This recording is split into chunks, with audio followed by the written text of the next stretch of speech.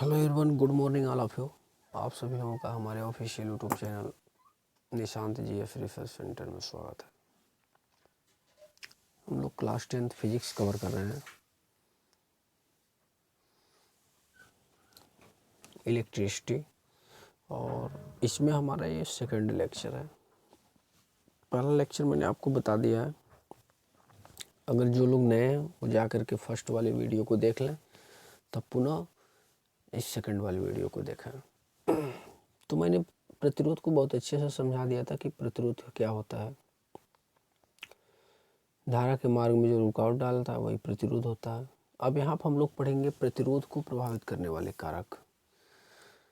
तो आप जैसा कि स्क्रीन पे देख रहे हैं कि प्रतिरोध को प्रभावित करने वाले कौन कौन से कारक होते हैं। तो पहला होता है, जब तार की लंबाई बढ़ जाती है तो प्रतिरोध भी बढ़ जाता है, यानी R directly proportional to L पहला होता है, और R universally proportional to 1/A। इसका मतलब ये हुआ, तार का जितना क्षेत्रफल अधिक होगा तो प्रतिरोध का मान भी उतना ही अधिक होगा।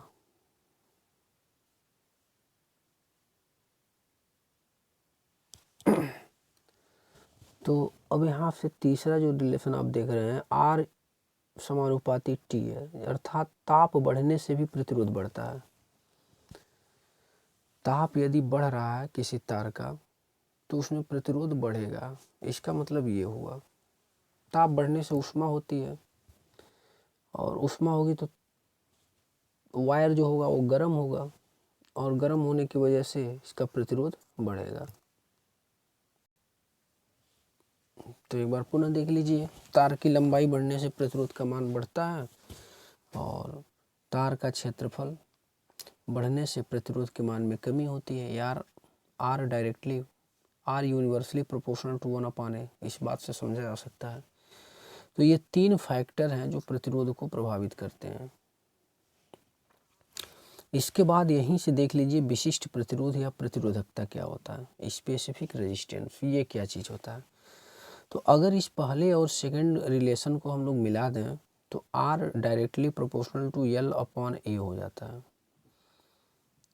और जैसे ये समानुपाती का चिन्ह हटाएंगे, हम लोग इक्वलिटी में चेंज करते हैं, तो यहाँ पे एक कांस्टेंट आ जाता है सिंबल रो, और यही प्रतिरोधकता का सिंबल होता है।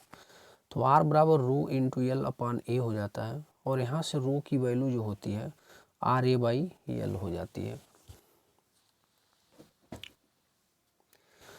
तो अगर हम लोग मान लें कि L का मान 1 है और उसका जो क्षेत्रफल है वो भी 1 है, इकाई है, तो जो उस कंडीशन में जो रो होगा वो R के बराबर हो जाएगा।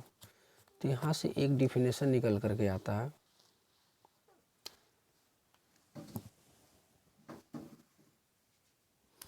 तो हम कह सकते हैं कि इकाई लंबाई तथा इकाई अनुप्रस्थ काट वाले क्षेत्रफल के तार के प्रतिरोध को विशिष्ट प्रतिरोध कहते हैं। ये जो प्रतिरोध है यही विशिष्ट प्रतिरोध होगा। कब होगा? जब इकाई लंबाई होगी तार की और इकाई अनुप्रस्थ काट का क्षेत्रफल होगा, तो जो उस तार का प्रतिरोध होगा वो विशिष्ट प्रतिरोध कहलाता है। तो यहाँ से हम लोग इसका डिफिनेशन बहुत आसानी से कर सकते हैं। तो यही जो रो होता है यही विशिष्ट प्रतिरोध होता है। इसका जब मात्रक होता है, मात्रक भी देख लेना है, क्योंकि परीक्षा में कभी कभी मात्रक भी पूछ देता है डिफिनेशन के साथ साथ। तो इसका जो मात्रक होता है वो ओम होता है। एक टॉपिक छूट रहा था धारा, मैंने धारा को भी यहाँ पे कवर किया है। किसी विद्युत परिपथ में आवेश प्रवाह के समय दर को विद्युत धारा कहते हैं। जैसे ही हम लोग समय से किसी क्वांटिटी में भाग देते हैं तो समय दर हो जाता है। तो आवेश ऊपर आवेश है, आवेश प्रवाह के समय दर को विद्युत धारा कहते हैं। यहाँ पे Q आवेश है, T समय है, और I क्या है? विद्युत धारा है। इसका मात्रक एम्पियर है, और इसका एक अन्य मात्रक भी होता है कूलाम पर सेकेंड। अब यहीं से हम लोग समझ लेते हैं कि एम्पियर क्या होता है। तो यदि किसी विद्युत परिपथ में 1 सेकंड में 1 कूलाम का आवेश प्रवाहित हो तो उसमें बहने वाली धारा 1 एम्पियर कहलाती है। यदि किसी विद्युत परिपथ में, ये मान लीजिए यहीं से हम लोग डिफिनेशन बोल देंगे, टाइम जो है 1 सेकंड है और Q का मान जो है 1 कूलाम है। तो 1 सेकंड में यदि 1 कूलाम का आवेश किसी परिपथ में प्रवाहित हो रहा है तो वही क्या होता है, 1 एम्पियर होता है। अब हम लोग इसके बाद प्रतिरोधों का संयोजन देखेंगे। तो प्रतिरोधों का जो संयोजन होता है, कॉम्बिनेशन ऑफ रेजिस्टेंस, वो 2 टाइप का होता है। एक होता है इन ए सीरीज ऑर्डर और एक होता है इन ए पैरेलल ऑर्डर। एक श्रेणी क्रम में और एक समांतर क्रम में। तो श्रेणी क्रम में हम लोग संयोजन देखेंगे। तो ये श्रेणी क्रम में जो संयोजन होता है इसे आप अच्छे से समझ लें। इसमें जो होती है हमारी धारा नियत बनी रहती है। नियत का मतलब धारा एक समान बन करके जाती है। तो मैंने मान लिया है कि माना 3 प्रतिरोध R1 R2 R3 है और उसमें बहने वाली धारा क्या है, I है, और उसका विभवांतर V1 V2 V3 है। तो यहाँ से हम लोग सर्किट अगर बनाएं, यहाँ पे देखिए मैंने एक बैटरी दिखा दिया और यहाँ पे कुंजी दिखा दिया। ये ऑन है, धारा बह रही है, धारा जा रही है ऐसे R1 R2 और R3 से होकर के पुनः धारा इधर से रिटर्न हो जा रही है, जैसा कि आप फिगर में देख रहे हैं। तो R1 पर यहाँ पे V1 विभवांतर V2 और V3 होगा। तो हम लोग क्या करेंगे कि कुल विभव को जोड़ देंगे। तो कुल विभव के लिए V बराबर V1 plus V2 plus V3 किया जाएगा। अब यहाँ पर ओम का नियम लगा देंगे। ओम का नियम V बराबर I इंटू R होता है। तो इस प्रकार से V1 V2 और V3 की वैल्यू प्राप्त हो गई, IR1 IR2 और IR3। अब समीकरण 1 से हम लोग देखेंगे, सबका ये मान ले जा करके इसी समीकरण 1 में रख देंगे। V की जगह V का मान, V1 की जगह उसका मान, V2 का मान, V3 का मान। I देख रहे हैं कॉमन हो करके I दोनों तरफ कट जाएगा, तो R बराबर R1 plus R2 plus R3 आपको प्राप्त हो जाएगा। इसके बाद हम लोग समझते हैं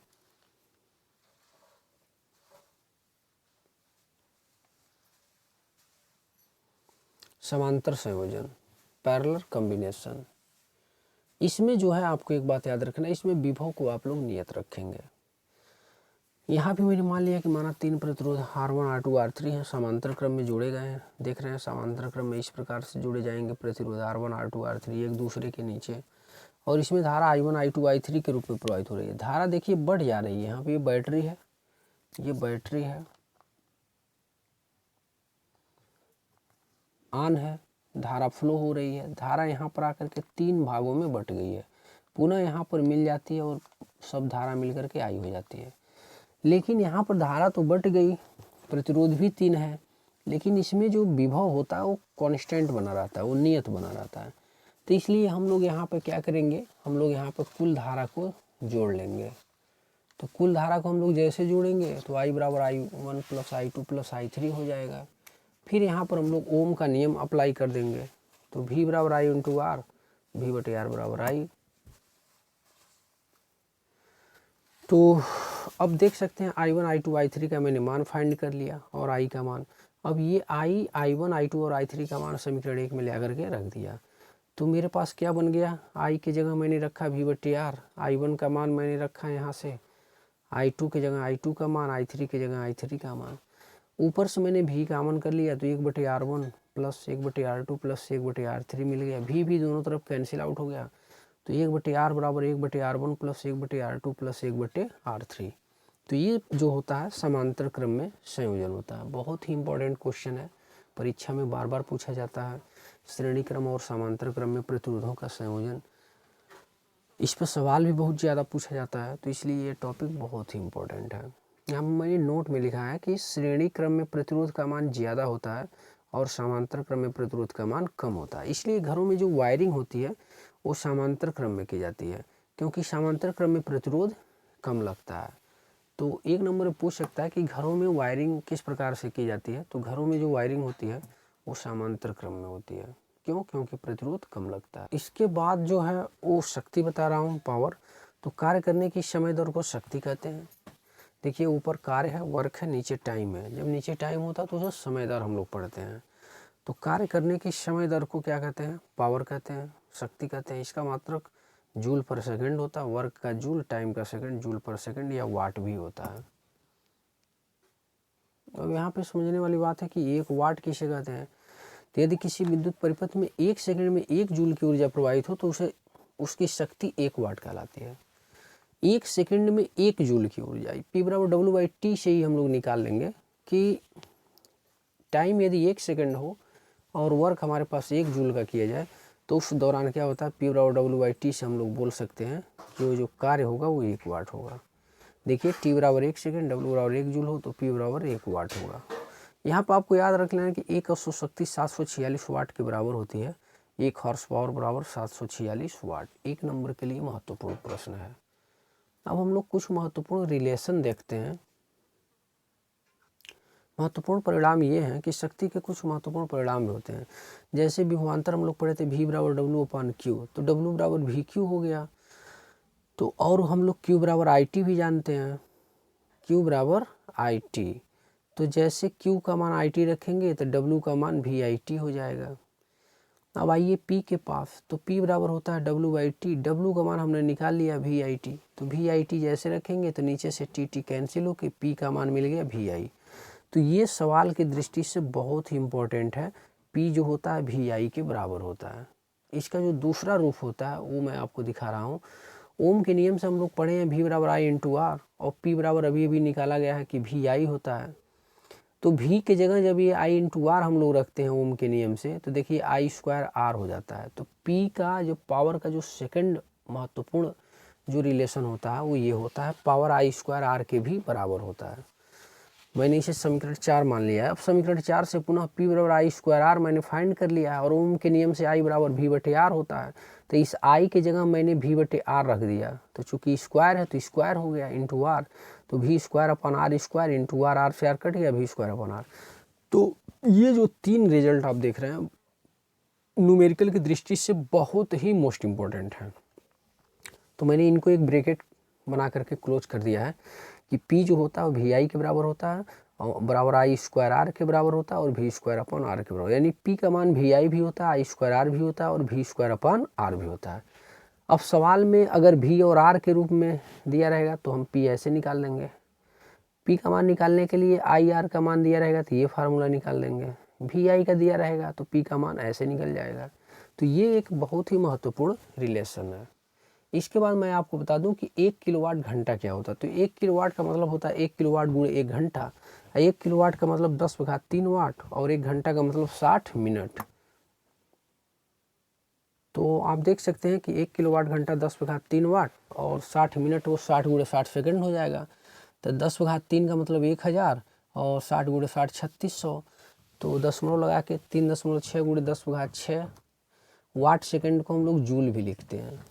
तो इसलिए 1 किलोवाट घंटा 3.6 × 10⁻6 जूल के बराबर होती है। 1 किलोवाट घंटा का उपयोग मुख्यतः कमर्शियल के रूप में करते हैं, व्यापारिक रूप से इसका उपयोग किया जाता है किलोवाट घंटा का। तो ये भी एग्जाम में पूछ सकता है कि जो किलोवाट घंटा होता है उसका प्रयोग कहाँ पर किया जाता है, तो कमर्शियल रूप से इसका प्रयोग किया जाता है।